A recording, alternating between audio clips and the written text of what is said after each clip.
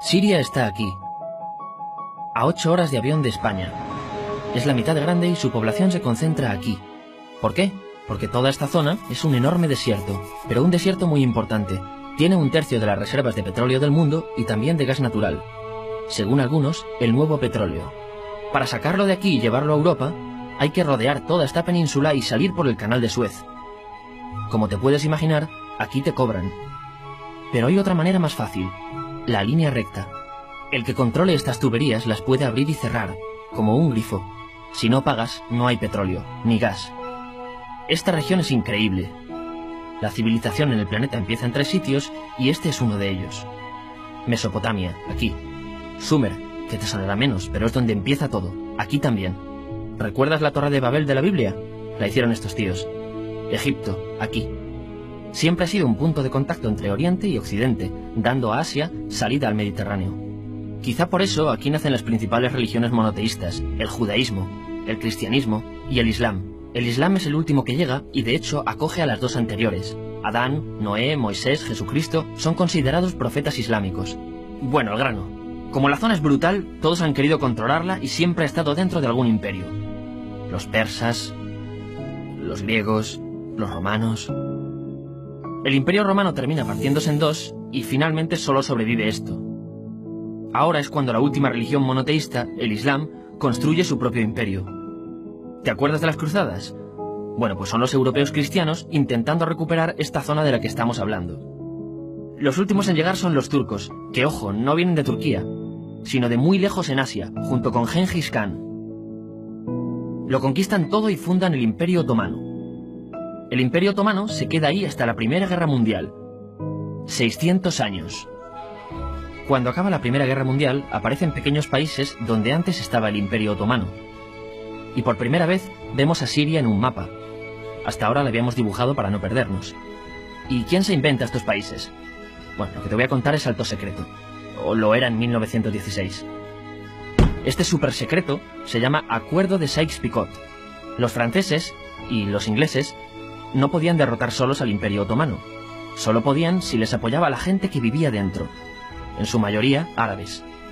¿Cómo se los ganaron?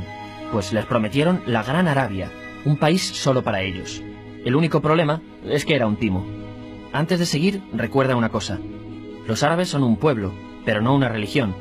O sea, un árabe puede ser musulmán, puede ser cristiano, y antes del Islam parece que hubo tribus árabes con tradiciones judías. Bueno, pues a los árabes no les dieron ese único país que les habían prometido. En su lugar, franceses y británicos crearon muchos países pequeños. Estos países, obviamente, no eran países de verdad, sino zonas bajo su control, con gobernantes puestos por ellos. Durante este tiempo hacen lo que quieren con la zona. Recuerda que hay petróleo. Siria, aunque no tiene grandes reservas, tiene fácil salida al mar. Y Francia, que es la que se ha quedado con Siria, se lo da a compañías extranjeras. Después de la Segunda Guerra Mundial, los europeos se van. En el caso de Siria, son echados a patadas. Pero antes de irse, crean otro estado, Israel. No es el momento de hablar de ello, pero es un estado muy polémico que sus vecinos no reconocen. La prueba es que nada más irse los británicos, todos estos estados lo atacan. La zona, a partir de ahora, va a ser una bomba de relojería. Y mientras, ¿qué pasa en Siria? Bueno, pues no es muy estable. Tiene golpes de estado constantes. En esa época, aparece en Siria una ideología que se hace con el control y se expande por el mundo árabe, el Ba'ath. Esta ideología mezcla el antiguo sueño de una sola nación árabe con ideas socialistas. Y algo muy importante, es laica, o sea que no es religiosa. Siria se llega a unir con Egipto, un país con el que no tiene frontera. Pero no es algo raro, muchos de estos países intentan hacerlo también. Como recordarás, a esta gente se le había prometido un solo país y las ganas las seguían teniendo. Pero la unión falla. En este tiempo, Egipto les convence para nacionalizar el petróleo. En Siria, Al-Assad, el padre del Assad de ahora, se convierte en jefe del estado Ba'ath. En Irak, también Ba'ath, comienza a ganar fuerza Saddam Hussein. Las diferencias entre ambos países dividen a los partidos Ba'ath de otros países en pro-Siria o pro-Irak. Ahora ocurre la Guerra Fría. El mundo se divide en 2. O eres de Estados Unidos o de la Unión Soviética. Son años muy movidos en los que se pegan constantemente con Israel, invaden su vecino Líbano y comienza una oposición islamista al régimen Ba'ath de Assad. Los hermanos musulmanes. Vale, volvamos atrás un momento. Recuerdas que la mayoría de árabes eran musulmanes, ¿verdad? Bueno, pues dentro de los musulmanes hay 2 ramas fundamentales. Suníes, la mayoría, y chiíes. En el caso de Siria, a pesar de ser un estado laico, los gobernantes como Assad y los jefes militares eran chiíes, los cuales representan menos del 13%. En cambio, casi el 70% de la población es suní. Un dato curioso es que los cristianos son casi el 10%. Que los chiíes controlen el gobierno y ejército mosquea a la población suní, y ese sentimiento es aprovechado por los hermanos musulmanes, islamistas radicales suníes. Estos toman las armas en la ciudad de Hama, en contra del gobierno, y Assad acaba con la revuelta a costa de matar miles de civiles y encarcelar a mucha gente. En el año 2000, Assad padre muere, y le sucede Assad hijo. Ante las presiones, libera a muchos presos, trae internet y esperanzas de cambio. Hay un periodo de gran debate político y aparece la oposición. También vuelven los hermanos musulmanes. Los siguientes años son difíciles. Arrestan a la oposición. Y Bush incluye Siria en el eje del mal, y esto la aísla. Está mal visto negociar con Siria. Los kurdos, un pueblo que vive repartido por varios países de la zona, comienzan a protestar también. Hay represión y muertos. En 2011, te sonará esto, ocurre la Primavera Árabe. ¿Qué es esto? Bueno, es una protesta que se va propagando por todos los países árabes pidiendo más democracia. Como ves, el mundo árabe, a pesar de estar dividido en países, tiene tendencias generales. Cuando llega a Siria, Assad hijo termina usando el ejército y en los enfrentamientos mueren unas 1000 personas. Los enfrentamientos irán escalando hasta que se conviertan en guerra civil. No hay un momento exacto de inicio. Lo importante es que hoy en día hay numerosas facciones en juego. Vamos a verlas. Pero primero piensa en que todo está dividido entre chiíes, la minoría, y suníes, la mayoría. Chiíes, y además laicos, o sea, no religiosos, son el gobierno de Al-Assad.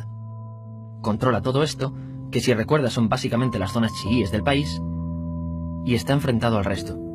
También mayoritariamente laico, pero suní, es el Ejército Libre de Siria, o FSA en inglés, junto con el Frente Islámico, que es religioso, y otros 70 y pico grupos más, forma una coalición que la prensa llama simplemente la oposición.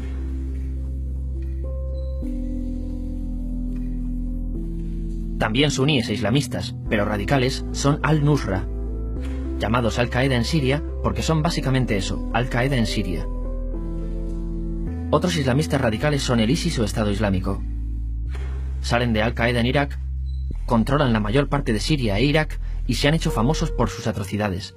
Su objetivo teórico impacta a muchos. Es un Estado Islámico a lo largo de Asia, África y Levante.